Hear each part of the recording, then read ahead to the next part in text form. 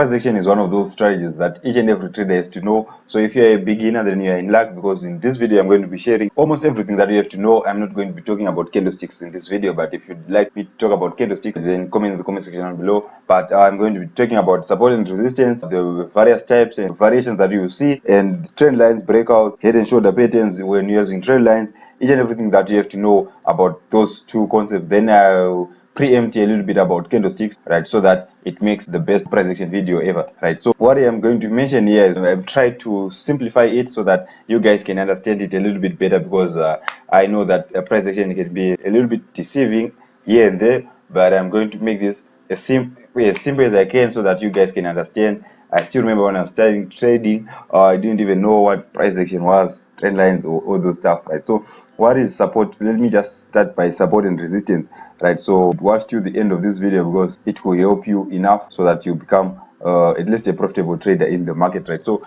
support and resistance, what is support and resistance, right? So what we are just meaning by support and resistance, I want to make this simple, by the way, right? So whenever we're going up or down, whatever, right? So let's say we're going up and then the market starts what, reversing, right? So let me just use another color over here, maybe green, right? The market starts reversing. This area now, it acts as what, as a resistance. The market is still what, reversing, right? And then the market starts going what, back up again. This is what we call a support, right? So a resistance, the very simple way of understanding it is, resistance is where the market, the way the candlesticks are being pushed, what, are being pushed down, and the support is an area where the market is being pushed, what, is being pushed up, right? So support and resistance, if you are supporting something, you are lifting it up, right? And if you are resisting something, you are pressing it down. Just try to think of it just like that. So right over here, let me just try to mark a little bit some so that you guys can see what I mean by support and resistance, right? So right over here, we're going down, right? And when it came to this area of interest over here, right, it doesn't have to be an area of interest, by the way. Whenever the market reverses, right, this is acting as your support, this is acting as your resistance because the market went down. This is a resistance, this is a support because it's where the up move started, right? So this here is a support again because it's where the up move started, and this is a support again because it's where the up move started, though it was a little bit. This is a resistance, right? So there are many supports and resistances, right? So how do you know that this is a very good support level or a resistance level? A resistance level or a support level that is tested multiple times, that makes a better support than other areas, right? So let's take this for example. If this was tested 1, 2, 3 times, right? So this makes this a very good support area, right? So right over here, this area over here, right? If you mark it, you can see that it also tested this area over here.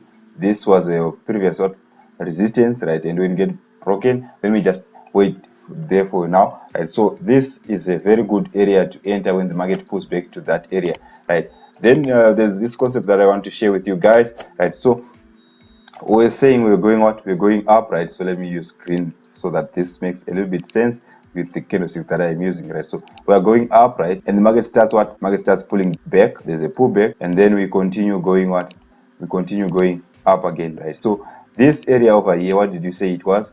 This is a what, this is a resistance, right?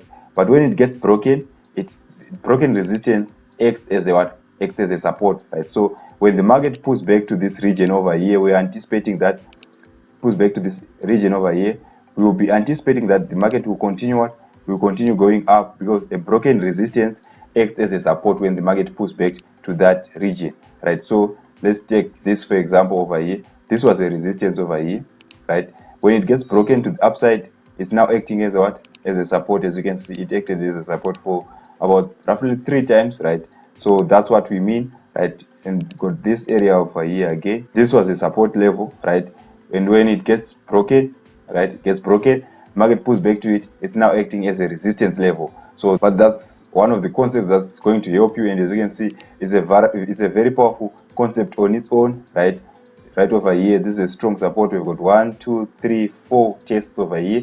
We tested it 4 times, and when that key area gets broken, right, we can see that what happens when the market pulls back to that area, it just respects it most of the time, right? My support and resistance doesn't work all the time, but it just respects it. And I want you guys to look at support and resistance as areas, right, as zones or areas, not just as a single level, right? So it's better if you draw something like a box so that you'll be able to see this you'll be able to appreciate that this is going to act as a what, as an area, not just as a single level, right? That is going to help you with your trading, right? So now that that's out of the way, let's move on to what, to trend lines, right? So if there's something that you didn't understand about support and resistance, then comment in the comment section below and I'll answer you on those comments, or I'll create a video if it's a topic that is larger or wide, right? Then for trend lines, right? So trend lines now are just so like our diagonal, right? Support and resistance, right? We're not saying that our support and resistance is horizontal, is flat, just like this.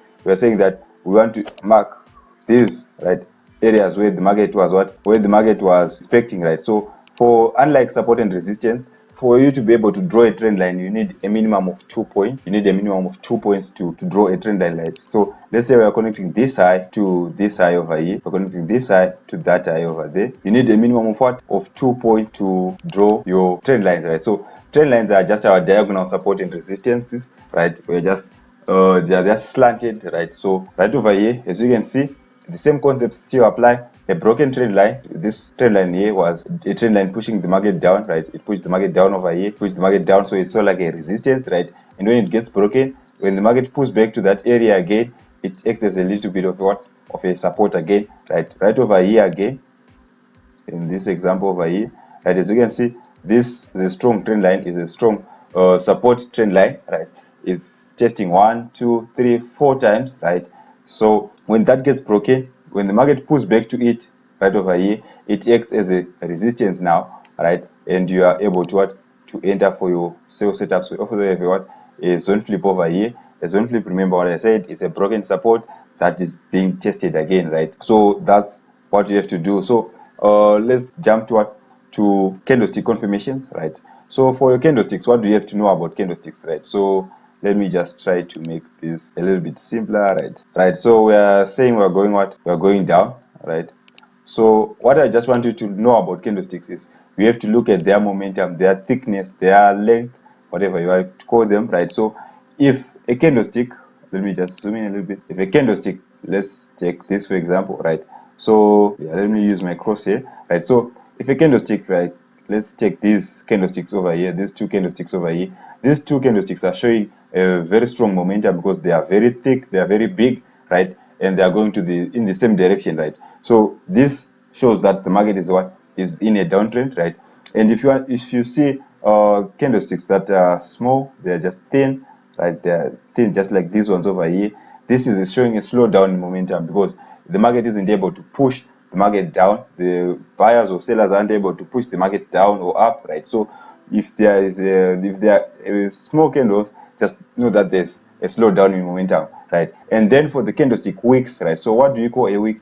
This long part of the candlestick right over here, that's what we call a wick over here. And the thick one, the thick area is what we call the body of the candlestick, and these are the wicks or the shadows, or this is the what, the body, right? So if it has a thick body, right, it's showing that the market is trending, right? And then when it comes to wicks, what do you have to understand?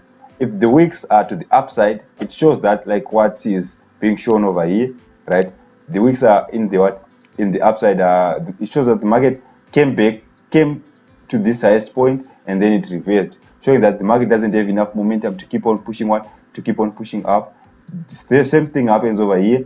The market moved up, right, and then it was rejected again. So if the wicks are on the upper side, it shows that the market is favoring what, the market is favoring a downtrend, right? It's favoring the downside, right? And if the wicks are at the bottom side, let me check, for example, let's say this example, this candlestick over here, the wick was at the bottom, right? It's showing that the wicks are at the bottom right over here again. In this candlestick over here, it shows that the market isn't able to what, keep pushing down, right? So it continues what, going up. That is, they just act as signals, right? So whenever you see these types of candlesticks on an area of interest, if it is an area of interest, then you know that that trade is likely to work out if it is showing wicks to the correct direction, right? So let me look for an example where I can show you this. Let me just zoom out my charts again. What is zooming out and zooming in? Those two things confuse me a little bit, right? So let's take this over here. We've got this area over here. This was our broken what,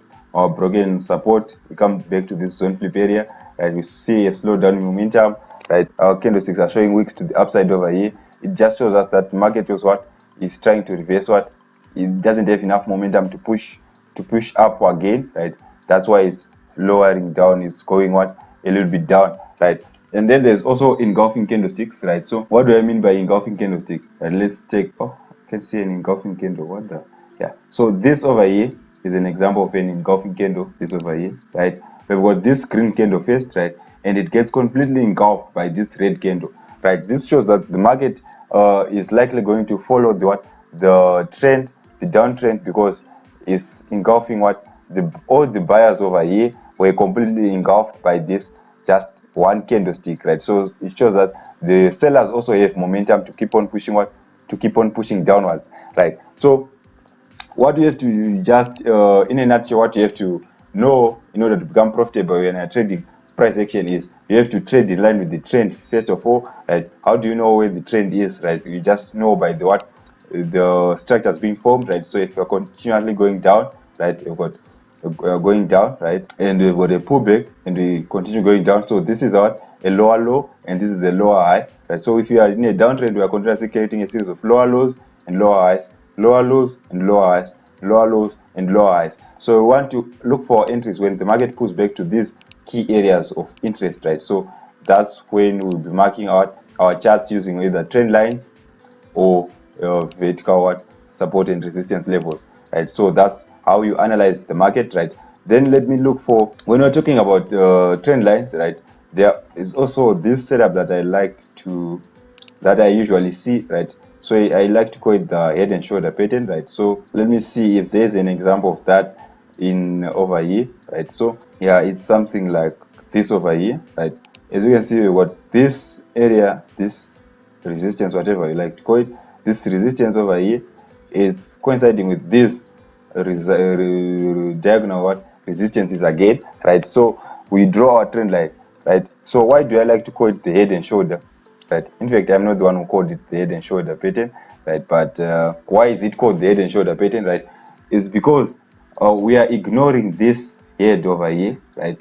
This area over here. So your trend lines, it doesn't, they can cut another area, another head, or another what, higher high, right? As long as if there are other areas on the right that coincide with that area, as long as if there's other points that coincide with that area over there, right, you can mark out those zones, right? So over here we marked what, this is our first area, right? We connect it to this side and this side, right?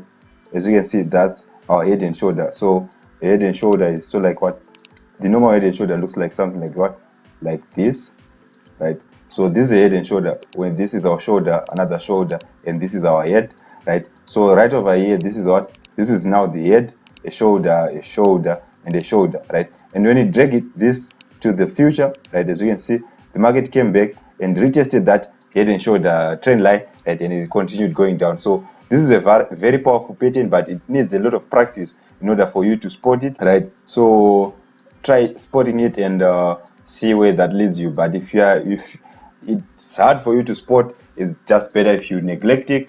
I didn't even know about this, I just noticed it later, right? I didn't when I started trading, I didn't even know where it existed, right? But it's just a variation that I just wanted to share with you guys. So try practicing it and see if you can spot it.